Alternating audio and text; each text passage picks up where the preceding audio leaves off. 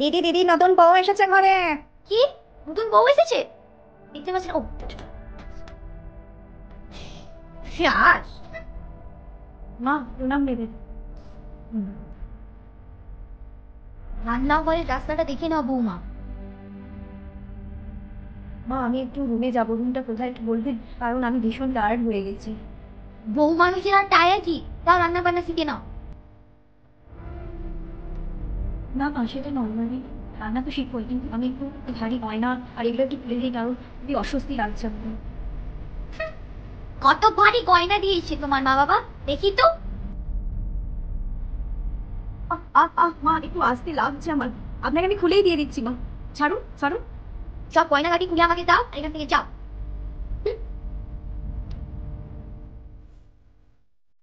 এই নিন মা, এই নিন মা।